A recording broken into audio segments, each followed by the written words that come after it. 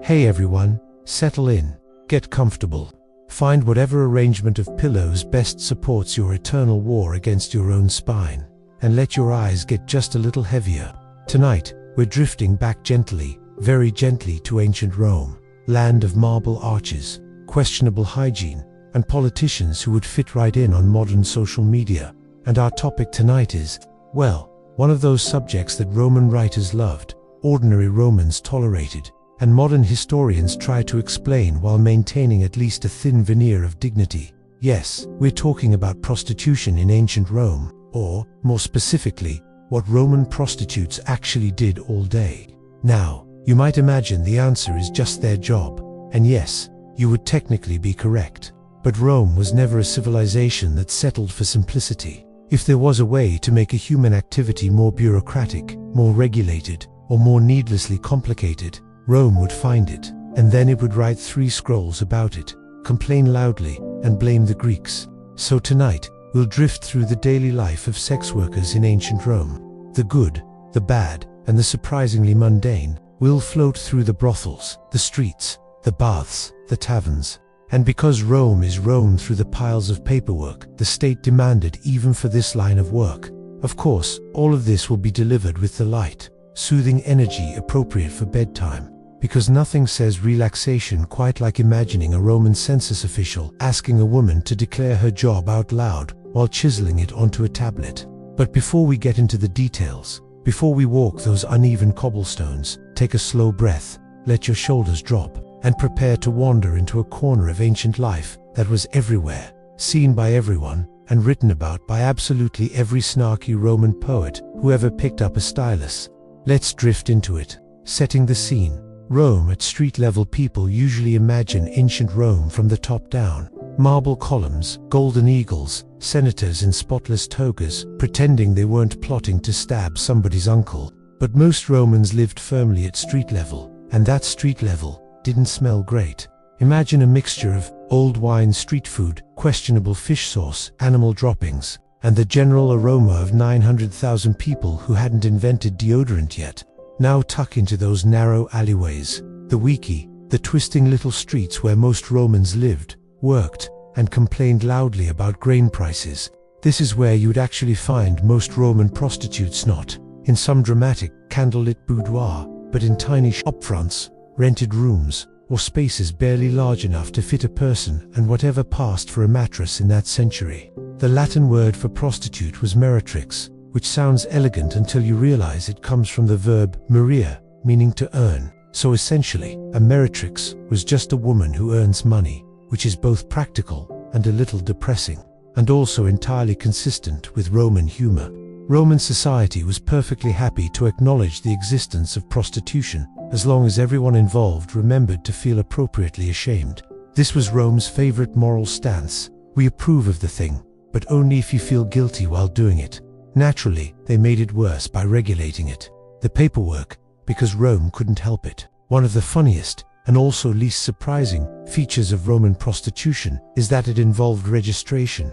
Yes, you had to officially register with the state. This was not a warm and welcoming process. To register as a prostitute, a woman had to appear before an official, often the aedile, a magistrate who also inspected markets, managed public buildings, and generally handled the jobs nobody else wanted. She would have to state her name, state her age, declare her intention to work as a prostitute, except that she was now legally marked with infamia, permanently reduced legal and social status. Infamia wasn't a temporary note on your record. It was a lifelong stamp that said, "Congratulations, you now have the legal rights of a slightly decorative doorstop." People with infamia included actors, gladiators, pimps, and prostitutes, basically anyone doing work Romans enjoyed but pretended to disapprove of. From there, the woman would be entered into the civic rolls, and that was that.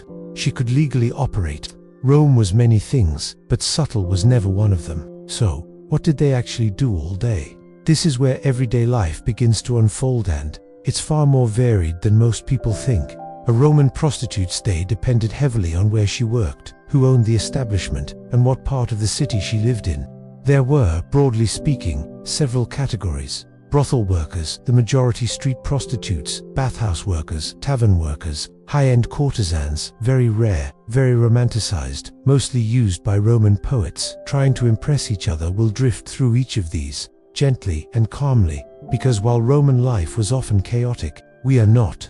1. The brothel worker. Let's begin with the brothel, the lupaina. The word lupaina comes from lupa, meaning she-wolf, which was also slang for prostitute, because of course it was. Roman slang had two settings: animal metaphors and things we stole from the Greeks. Location. The lupaina of Pompeii. Our best evidence for brothel life actually comes from Pompeii, because the volcanic ash preserved everything, including graffiti that ranges from mildly charming to astonishingly educational. The standard brothel had tiny rooms, each barely the size of a pantry, stone beds, which you would soften with a mattress if you were lucky, erotic wall paintings, a central hallway, and occasionally an upstairs level for slightly more private, slightly more expensive service. So what was a day like? Morning, opening shop. A brothel could open early, sometimes around dawnist, especially if located near markets, baths, or other high-traffic areas.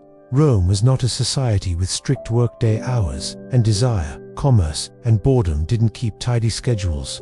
Workers might wash and prepare themselves as best as water access allowed, arrange whatever bedding they used, check if the owner, Lino or Lina, had new rules or prices, sit in or near the entry room, waiting for customers. Some embroidered, chatted, or simply rested before the rush. Remember, a huge portion of Roman life happened outdoors. The doorways of brothels were common places to sit, observe, and greet passers-by.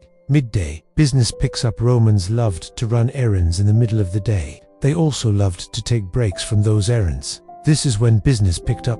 The work itself was quick, transactional, and not remotely glamorous. A typical encounter could be just a few minutes. Privacy was minimal. Walls were thin. Voices carried. Prices were often astonishingly low, sometimes the cost of a cup of wine. Most brothel workers were poor, enslaved, or under contract. Wages were not generous. Interactions with clients ranged from laborers, soldiers, merchants, travelers, boardmen, avoiding their households, and occasionally upper-class men who wanted something fast and discreet, rather than luxurious workers, had to manage negotiations, speed, safety as much as possible, and dealing with clients who may not have been the brightest stars in the Roman sky. The graffiti at Pompeii is full of things like "Myrtus pleases for 2 coins," "I was here," and the ever-popular "Successes loves Iris, but she does not care." If you ever feel unlucky in love, remember, someone in Pompeii carved their heartbreak into a wall next to an erotic fresco. Meals and breaks. Meals were informal bread, olives, leftover tavern food, dried figs, cheap wine. Rome ate on the go, and prostitutes were no exception. 2. The street workers. Street-based prostitutes had a very different rhythm. The street workers operated in alleyways, near temples, by fountains, on the edges of markets, or in the districts known for nightly activity. Like the Subura, their day involved walking, calling out, making eye contact, negotiating prices, avoiding police harassment or bribing them, trying not to get pushed out by rival groups. Their working environment was the city itself, noisy, smelly, lively, and unpredictable. Street workers often had the longest hours. Many worked from late morning until deep into the night. Rome never fully slept. It just dimmed a little, because street work meant public visibility. These women were often the favorite subjects for moralizing writers who wanted to complain about society while simultaneously describing everything in unnecessary detail. 3. Bathhouse workers. Bathhouses were Rome's social hubs, places where people exercised, gossiped, soaked, and generally pretended they weren't standing around naked in front of their neighbors. Some bathhouses had prostitutes working either inside the complex or just outside. Their schedule followed the bathhouse rhythm: mornings, older men; afternoons, workers; evenings, crowds and noise; late evenings, drunken clients. The work here was sometimes considered less harsh than brothel life, because the environment was cleaner and the clients wealthier. But cleaner is a strong word for Roman bathwater. 4. Tavern workers. Taverns. Pompeii were small, dim establishments serving food and drink. Many employed prostitutes or doubled as informal brothels. A tavern worker's day involved serving wine, chatting with customers, dealing with tavern brawls, occasional theft, and sex work in back rooms or upstairs spaces. This was a rough job. Taverns were loud, chaotic, and frequently visited by men who had consumed what Romans generously called wine, but which may have tasted like vinegar heavily seasoned with regrets. 5. The high-end courtesans. These were the famous ones, the type Roman poets described with the emotional intensity of teenagers writing in their journals. They were rare literate, skilled in conversation, music, and poetry, and available only to clients who could afford their steep prices. Their daily routine looked nothing like the brothel workers' lives. They woke later, prepared carefully, and spent time on grooming and cosmetics. Meals were better, lodgings more comfortable, and clients more powerful. But even so, they still carried infamia, permanent mark of shame in Roman society. A courtesan could dine with poets, charm philosophers, and bankrupt senators, but she could never escape the legal category Rome assigned her. Rome was very big on categories, and on assigning shame, and on never letting anyone forget their place, even if they temporarily rose above it. A day in the life, a soft, slow walk through. Now that we've seen the categories, let us gently drift through what an average day might look like for a typical brothel worker or street prostitute, remembering that ancient life had no neat boundaries or schedules. Let's imagine a worker named Livia, not a noble Livia. Mind you, Rome had approximately 347,000 Livias. This is just one of them. Morning Livia wakes up in her rented room, barely large enough to stretch. Light seeps in through a small window. The air smells faintly of smoke from last night's lamps. She washes with a small amount of water, never enough for comfort, and ties up her hair. Romans often associated certain hairstyles with laboring women. Prostitutes wore whatever was practical. She steps outside. The streets are already warm. Vendors call out. Someone's child is yelling about bread. Someone else's goat is doing the same. She picks up bread from a stall credit, because most of her money goes to rent and fees. Mid-morning she heads to her workplace, sometimes a brothel, sometimes a street corner she uses repeatedly. She chats with the other women. They discuss clients, prices, rumors about the local magistrate, and whether the new emperor will last more than 6 months. Spoiler, he won't. Customers start to appear. Some are polite, some are drunk, some are forgettable, some are too memorable, in ways one would rather forget. The encounters are short. She stays alert and tries to evaluate her clients' moods. Safety is always on her mind. Afternoon, the heat grows heavy. Business slows. Livia rests in the doorway. Maybe she nibbles on figs. Maybe she fixes the edge of her shawl. At some point, a tax collector might wander by. Rome loved taxes. Even prostitutes paid them. Naturally, a few clients come by before dinner. Soldiers mostly. Loud but predictable. As the sun lowers, the streets fill again. Evening, this is the busy time. People are done with their work. They've had wine. They have coins to spare. And because this is Rome, they have few social outlets that do not involve crowds, bathhouses, or questionable decisions. Livia works until her body aches. Then she slips away from the noise and heads home. Night she sleeps lightly. Rome never stops making noise. Someone's donkey brays. Someone's neighbor snores. Someone's husband comes home late and tries to sneak into his own house quietly and fails. Livia drifts between exhaustion and rest. And eventually, morning comes again. Soft transition to the next section, and that is a gentle introduction to the daily pace of Roman prostitutes, the rhythms, the routines, the compromises, the bureaucratic indignities, and the backdrop of a city that never truly rested. In our next section, we'll drift deeper into the economics of sex work in Rome, the laws. Oh yes, there were so many laws, the fashion and tools of the trade, the stereotypes Romans loved to repeat, and the surprisingly human stories that survived in graffiti, letters, and poems. But for now, let's take a soft breath, let the modern world fade out a little, and ease into the next layer of the past. Take a slow breath. Let your shoulders release whatever unnecessary tension the modern world gave you today. And let's drift a little deeper into ancient Rome's most heavily regulated, minimally respected, and endlessly discussed occupation.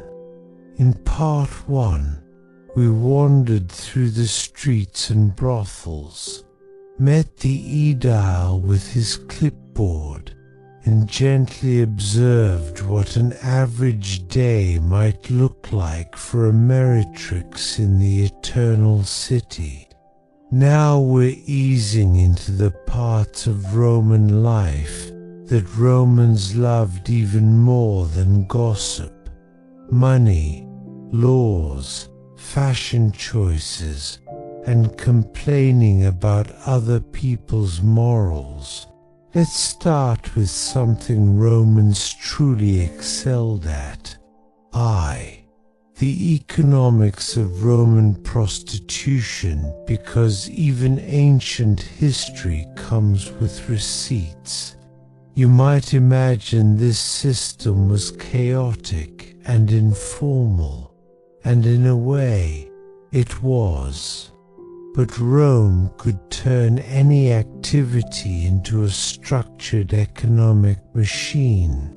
If there was a coin to be made, Rome would make it, tax it, regulate it, argue about it, and then write long, judgy essays on why the Greeks had done it wrong. Prices, not quite what Hollywood imagines. One of the most surprising facts about Roman sex work is how cheap many services were. Think cost of a cup of wine cheap. At the lowest end, a client might pay 1 to 2 asses, the small bronze coins, which is the ancient equivalent of finding something in the bargain bin and not asking too many questions. To put this in perspective, a loaf of good bread cost more. A visit to the public baths cost more. Even some street entertainers earned more than brothel workers. This helps explain why many prostitutes were trapped in poverty. Customers expected to pay next to nothing. At the higher end, the courtesans and educated companions, prices skyrocketed. They charged what wealthy men would pay simply to be seen with them. But for the majority of workers, this was survival-level economics. Who got the money?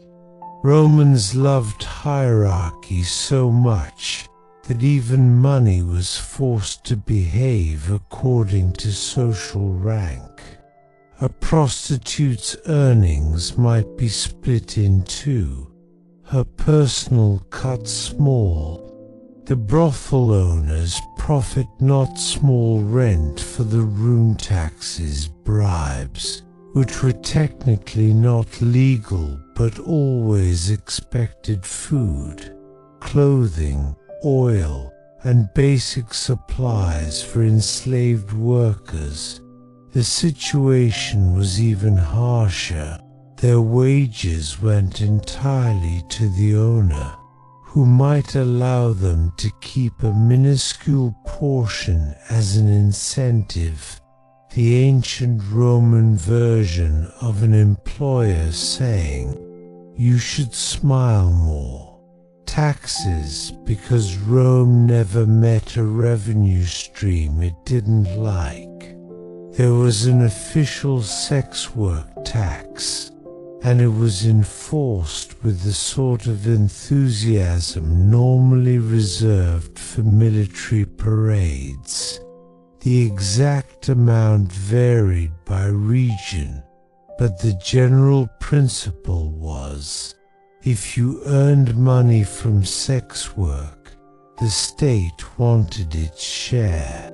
Tax collectors were notorious for showing up at awkward times, sometimes right outside brothels, and occasionally demanding payments from workers who hadn't made any sales that day. Rome didn't care. Rome wanted its coins. Rome always wanted its coins. 2.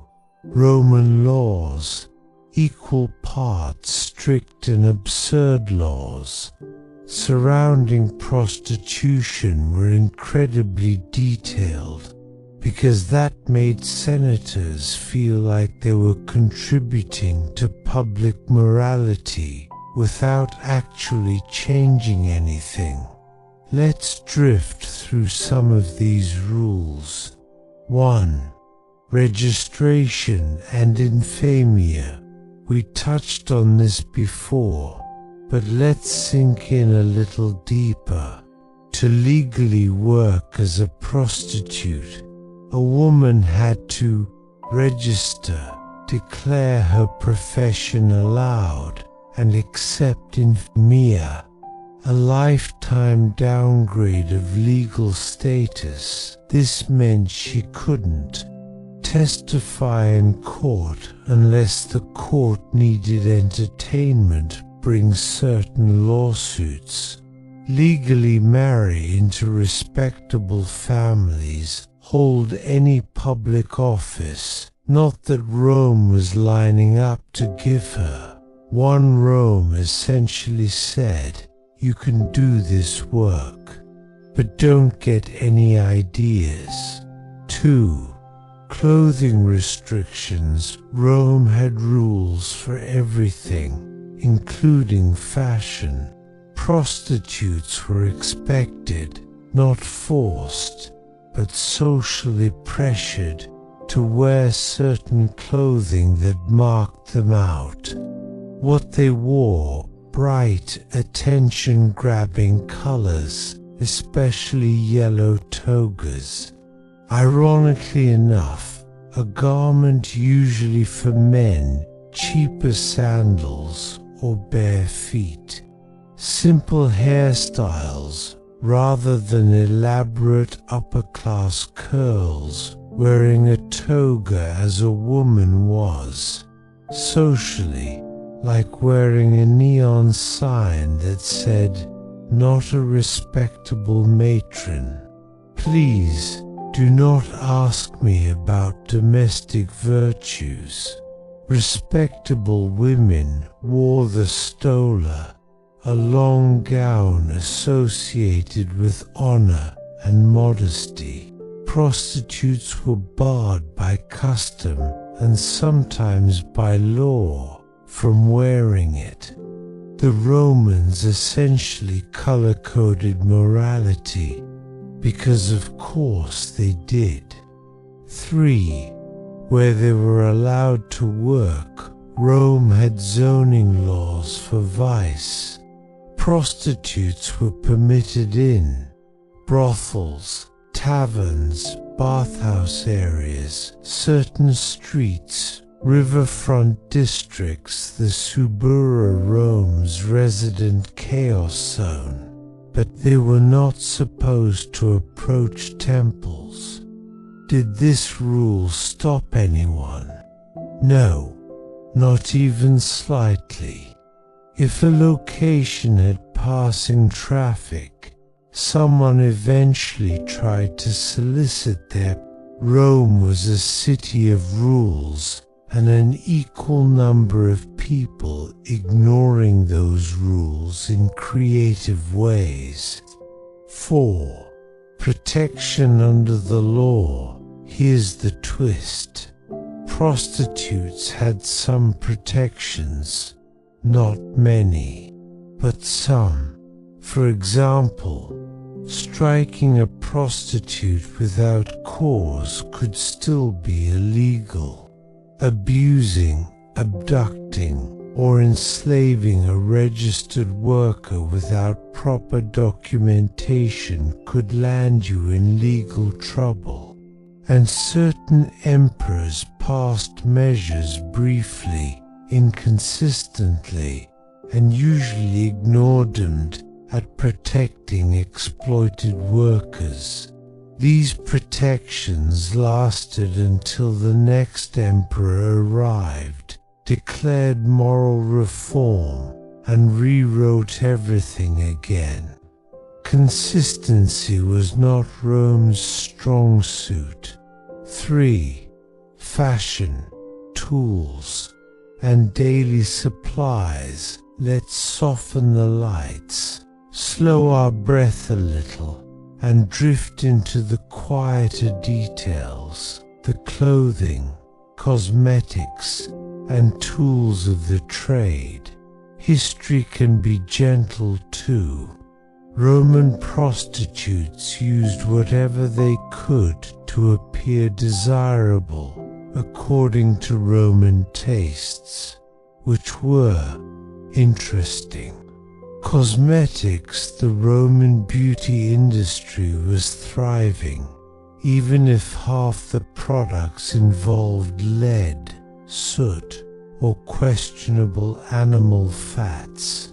Common items included kohl eyeliner rouge, made from red ochre-scented oils, when available perfume sachets, tied into the hair powdered chalk to lighten the skin, lead-based. Of course, many prostitutes kept small cosmetic kits, easy to carry and quick to use between clients.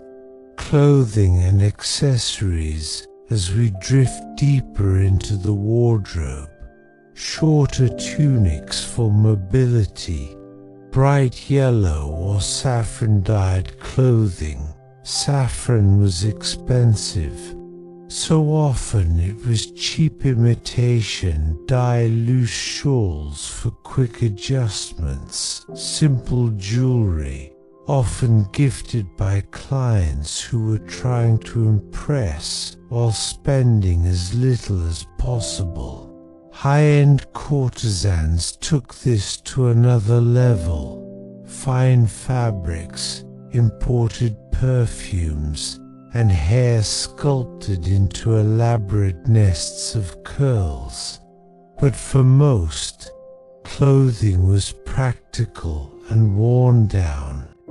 Personal items. Prostitutes often carried a small oil flask, a sponge, a comb, a tiny bronze mirror, sometimes a good luck charm, like a phallic amulet or a charm against evil eyes. Rome was a deeply superstitious place, and sex workers, constantly vulnerable, leaned heavily on protective symbols.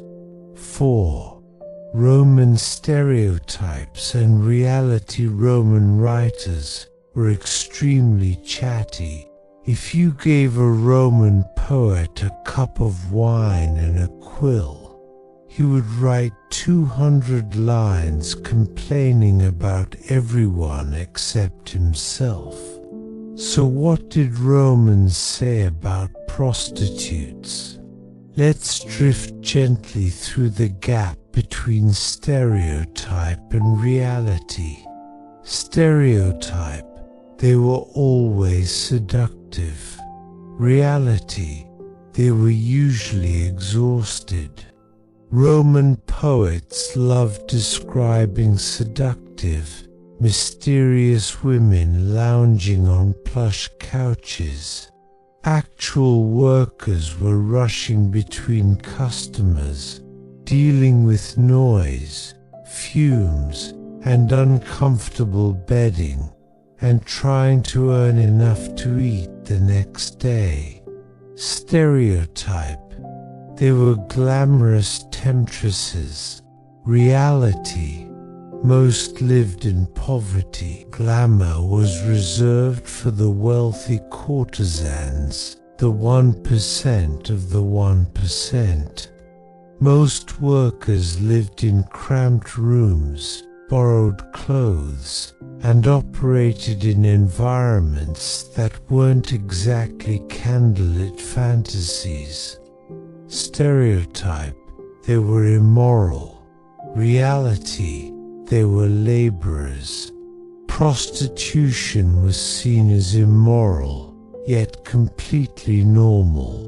Romans used prostitutes frequently and then blamed them for being available. A classic Roman double standard. Stereotype: they seduced married men. Reality: married men didn't need seducing. Roman husbands had legal permission to visit prostitutes. It wasn't even considered adultery for them. Their wives, meanwhile, were expected to sit quietly at home and pretend they didn't know. Rome wasn't subtle. Personal stories. The human side. We don't have many biographies of Roman prostitutes. No one bothered to write them. But we do have traces, inscriptions, graffiti, jokes, receipts, and poems that drop clues about individual lives. Let's drift through a few. 1. Successes and Iris, the world's oldest awkward love note.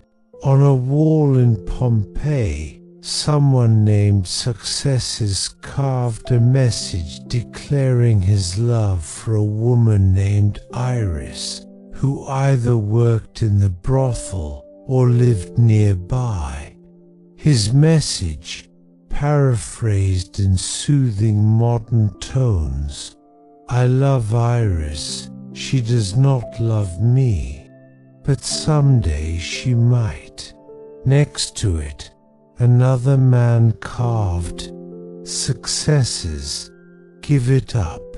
Even in ancient Rome, someone was always giving bad romantic advice. To Fabia, the tavern worker, a funerary inscription was found for a woman named Fabia, who worked in a copona, a tavern where sex work was common. It describes her as honest, hard-working, loved by her patrons, and mourned by her fellow workers. It's one of the very few ancient texts that treats a prostitute with warmth, compassion, and respect. Her life was hard, but her memory mattered to the people around her. 3. A courtesan who lectured philosophers. One anecdote mentions a courtesan who corrected a philosopher during dinner, pointing out flaws in his logic. He was embarrassed. She was correct. History didn't preserve her name, because of course it didn't, but it preserved the story, which seems fair. She earned it. Soft closing of part 2. And that brings us gently to the end of part 2, drifting through the economics, laws, fashion, stereotypes, and little human stories of ancient Roman prostitution. In part 3, we'll slide deeper into brothels, layout, decoration, and daily rituals, tools of the trade, the hilarious, the practical, and the questionable, the social world around sex workers, what Romans believed prostitution accomplished for society, and how different religions treated the profession. Whenever you're ready to drift on, just say, take a moment, let your breath even out, loosen your jaw, and imagine that the modern world has faded out behind you, just a little. Tonight we're stepping deeper into the Roman brothel, quietly, slowly, and with no sudden movements. Not because brothels were dangerous, necessarily, but because Roman architecture was always one poorly lit corner away from a stubbed toe. This section is all about the environment, the spaces, the tools, and the social ecosystem around the workers we met earlier. And, as always, the Romans approached even brothel design with a curious blend of practicality, superstition, and a complete lack of soundproofing. Let's drift inside. The physical brothel. What it actually looked like. Most people imagine a brothel as a series of soft lamps, velvet cushions, and sultry ambience. Ancient Rome did not do ambience. It did stone furniture and a slight smell of olive oil. Let's float through the layout. The entrance. Most brothels were tucked into ground floors of apartment buildings. Rome loved multi-use buildings. You could have a family upstairs, chickens in the courtyard, a tavern on the corner, and a brothel right beside the local bread shop. A small sign or symbol might hang above the doorway, a sandal, a winged phallus, or painting, but not always. Many brothels preferred the subtle approach, simply leaving the door open. If you walked by and saw a flicker of lamplight and someone sitting in the doorway, that was usually enough of a clue. The hallway inside. The space typically opened into a central corridor. Picture stone floors, walls decorated with painted scenes, a few oil lamps, providing light levels best described as moody cave ambience, and the distant echo of voices bouncing through narrow rooms. The corridor served as waiting space, social space, and sometimes negotiation space. Everything happened in the hallway. The rooms. Each room, called a cellar, was tiny. We're talking the size of a walk-in closet room for a stone bed or brick platform, a thin mattress, maybe a low shelf, and just enough space for two humans. Emphasis on just enough. The stone bed is the detail that always surprises people. But yes, they were made of stone. Clients sat, workers sat. Everything happened on it. The mattress was straw if you were lucky, cloth if you were extremely lucky, or nothing at all. If the brothel owner was the kind of person who said, "Comfort costs extra," decoration and erotica. The walls often featured erotic frescoes, not because brothel owners were trying to set a mood, but because Rome loved murals. Erotic art was considered completely normal, and pictures helped clients choose services, especially if they couldn't read. These frescoes were not deeply artistic. They were direct, practical, and often unintentionally humorous. A surprising number feature people with expressions like, "Can we get this over with so I can go to lunch?" The Pompeii has some of the best examples. Vivid but very matter-of-fact scenes that likely helped clients communicate preferences without awkward small talk. Upstairs versus downstairs. Some brothels had a second level. This was where wealthier clients went. Workers with more experience operated, or discreet appointments occurred. The ground floor was for quick business. The upper floor was for slightly less quick business. In Rome, class structure existed even in staircases. 2. Rituals and daily brothel life. Let's soften the pace even more and ease into the recurring rituals that filled each day. Opening rituals. A brothel usually opened early. Lamps lit bedding, adjusted water, fetched rooms, swept any spilled wine, oil, or mystery substances, cleaned off the floor. Doors, propped open sometimes. Workers would sit in the doorway or lean casually in the hall, watching street life, chatting, or preparing cosmetics.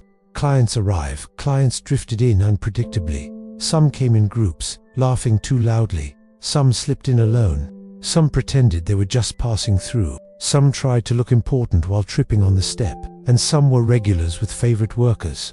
Workers negotiated prices or simply followed whatever rules the owner had posted.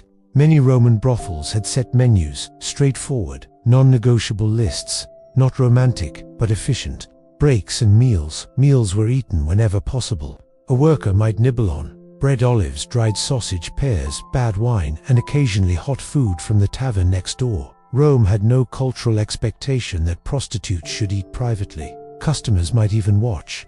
Rome was a city with no personal space. Cleaning rituals after each client. The small ritual: adjust bedding, wipe surfaces, wash hands or arms if water was available. Apply scented oil to mask the day's accumulation of humanity. Rest muscles that had no time to rest. This rhythm repeated dozens of times a day. 3. Tools of the trade, the strange and the practical. Let's float over the small objects that filled these rooms. Some were expected, some were odd, and some make historians blink, stare at their notes, and say, "Really? That's what you used?" 1. Oil lamps, the most essential tool. Brothels were dim by default. Natural light rarely reached far into the interior.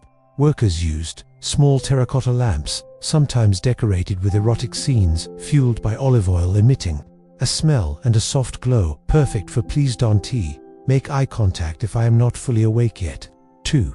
Sponges and water bowls. These were essential for basic cleanup. Sanitation was minimal, but not non-existent. Water was precious. Sponges were reused until they gave up on life. 3. Oils and perfumes used to moisturize skin. Cover odors helped clients feel like they were experiencing something refined. Common sense included myrrh, cinnamon, rosemary, and sometimes the extremely bold whatever was left over from yesterday. 4. Jewelry and props, not props in the modern sense, but anklets, bracelets, hair ribbons, bells, or tiny charms and amulets meant to protect against evil eyes, which ancient Romans were convinced lurked everywhere. Some workers wore a phallic charm, the fashionum, a popular symbol of protection and good luck. Romans believed the penis could ward off evil. It's hard to judge them. So much of their society seemed to depend on it. 5. Clothing for work. Workers adjusted clothing depending on the client. Shawls worn loosely, tunics, right or left shoulder, bared short, hemlines or toga-like wraps for street advertising. Clothing wasn't about seduction. It was about practicality, speed, and signaling availability. 4. The brothel owner. The Leno or Lena. No brothel would be complete without the person in charge. And the owner was almost always opportunistic, frugal, in the worst ways, morally flexible and constantly counting coins. A Leno, male or Lena, female, might set prices, manage advertising, provide clothing cheaply, supply food cheaply, maintain the building, barely handle taxes, and resolve disputes. They were disliked but necessary, like modern landlords, but with more frescoes. Some Lenones wrote advice manuals. None preserved today include treat work as well, which tells you a lot. V. The brothel's social life. Community in tight quarters. Brothels weren't just workplaces. They became miniature communities. Workers formed friendships, rivalries, alliances, habits, shared jokes and partnerships. For safety, they warned each other about rough clients, cheating customers, disease police, patrols, and which tavern had the cheap but not terrible wine that day. Women often decorated their tiny rooms with charms. Drawings, scratched jokes, bits of fabric, or anything that made the space feel less like a stone closet, even in harsh environments. People make homes via the clientele, a gallery of Roman personalities. Let's drift slowly through the typical Roman customers, softly, gently, without judging, because they judged themselves enough in their own poetry. 1. The married man pretending he wasn't married, legally allowed to be there, socially predictable. Always claimed he was just passing by, never was. 2. The soldier, loud, tired, bored, and paid irregularly, often generous, sometimes broke, usually dusty. 3. The young aristocrat trying to look experienced, confident, until he tripped on the threshold, then extremely polite. 4. The traveling merchant had money, used it sparingly, talked too much about olive prices. 5. The drunk group, always a mixed blessing, paid well, but occasionally broke things, mostly furniture, sometimes their dignity. 6. The regular client, known by name, predictable, occasionally kind, often lonely. 7. Religion and prostitution. A calm drift through belief. Religion shaped every aspect of Roman life, including sex work. Let's float through the highlights. A sacred versus secular sex work. Despite rumors, Rome did not maintain official temple prostitution. That was a Near Eastern tradition, interpreted through layers of misunderstanding and storytelling. Rome did believe that Venus, goddess of love, watched over lovers and prostitutes alike. Many workers wore Venus charms or made tiny offerings at her shrines. Be moral reformers. Every few decades, a politician, usually someone with skeletons in his own closet, announced a moral crackdown. These never lasted. Romans needed prostitutes far more than they needed moral consistency. C. Christianity arrives late in Rome's story. Early Christian writers condemned prostitution loudly, but also acknowledged its social inevitability. One church father famously argued that if prostitution vanished overnight, society would collapse from unrestrained male chaos. It was a very diplomatic way of saying, men will make bad choices, so someone must keep the peace. Eventually, Christian empire laws cracked down harder. closing some brothels and redirecting women into state-run facilities that were not much better. But that chapter is later in the script. Soft close for part 3. And that brings us to the end of part 3, the architecture, rituals, tools, personalities, owners, and spiritual backdrop of the Roman brothel. In part 4, we'll gently drift into sex, health, and medicine in ancient brothels. STD fears, yes, they had them, contraception, and the fascinatingly inconsistent Roman medical theories. The emotional lives of prostitutes, the path out, freedom, retirement, or reinvention, and Roman literature's surprisingly dramatic obsession with the profession. Whenever you're ready, just say, "Hey everyone, tonight we're drifting back to a time when Europe smelled mostly of wood smoke, unwashed wool, and hope. A time when medicine was something you made by crushing a plant and praying it didn't kill you.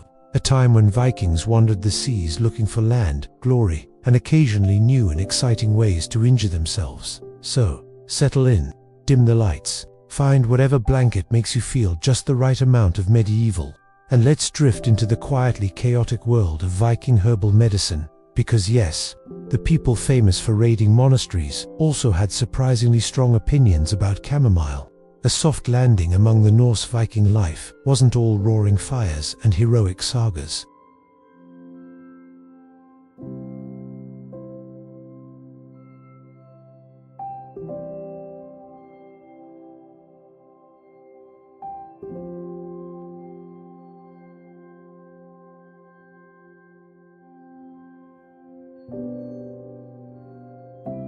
There were, however, people with experience, superstition, and access to a wide range of plants that the Vikings used with the calm confidence of people who were definitely guessing. This was early Scandinavian healthcare, soft lighting because all lighting was soft, and medicine that was basically, well, this leaf didn't kill Bjorn yesterday. Let's try it again. Meet the healers, which mostly meant anyone with opinions. Viking healers ranged from wise women with generations of knowledge to warriors who'd seen too many injuries not to learn a thing or two. There were no diplomas, no letters after anyone's name. If you knew which moss might keep a wound from turning interesting colors, you were already considered a medical professional. Some healers practiced seer, a form of magic that involved chanting, herbs, and occasionally an uncomfortable amount of personal space. Others were simply older relatives who had lived long enough to count as experienced, which in Viking society meant they haven't died yet, so they must know something. Healers didn't specialize either. If someone came to you with a cough, you treated it. If his friend came in carrying a spear wound and poor decisions, you treated that too. If someone had a mysterious rash, you sighed, reached for the herbs, and tried not to ask questions. The Vikings loved tea, but make it medieval. Much of Viking herbal medicine involved making infusions, essentially tea, but more stressful. They brewed drinks for almost everything.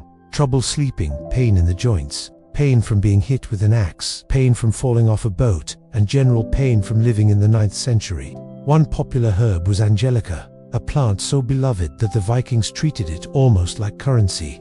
Angelica was used for stomach issues, respiratory problems, and, according to one charming saga, lifting the spirits, which sounds like the medieval equivalent of recommending a walk outside. They also used yarrow, a plant known for helping blood to clot.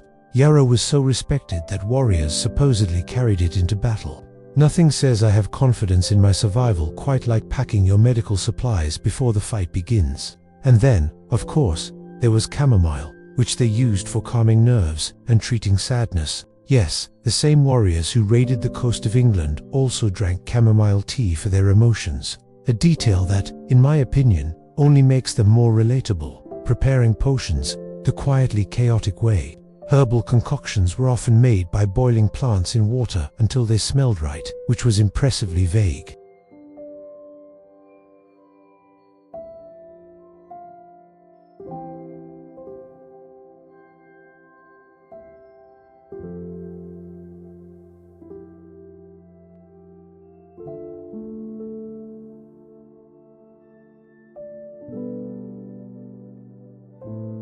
So an herbal remedy might be paired with a whispered charm, a blessing to a god, or a gentle suggestion that maybe one shouldn't have wrestled the neighbor's goat in the first place. Wounds, warriors, and wincing being a Viking warrior came with a selection of injuries that modern doctors would politely describe as a lot: arrow wounds, cuts, broken bones, frostbite, and the occasional mysterious bruise from falling asleep too close to a drinking contest. For cuts and gashes, they often used honey, which is naturally antibacterial. This was one of those rare moments in history where someone stumbled onto a treatment that actually worked. They packed honey into wounds, wrapped them with cloth, and hoped the patient didn't get into another fight before the bandaging dried. Sometimes, the healer would chant a protective verse over the injury, possibly for spiritual protection, possibly to keep the patient distracted long enough to not bolt from the room.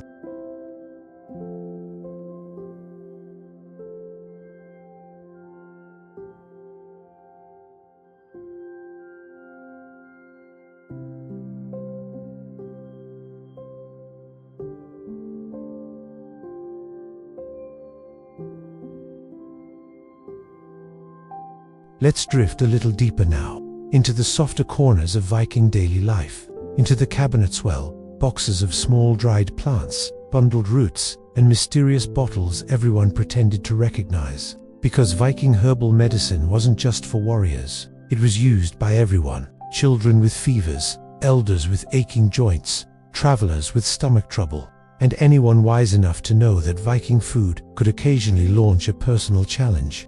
In a moment, we'll wander into the next gentle stretch of this world, where herbs met superstition, where magic met medicine, and where everyday people tried to stay alive long enough to pass on their recipes. Let's drift a little deeper now, past the smoke of the hearth, past the bundles of drying plants, and into the part of Viking medicine that was less science and more, "I promise this works, because my grandmother said so."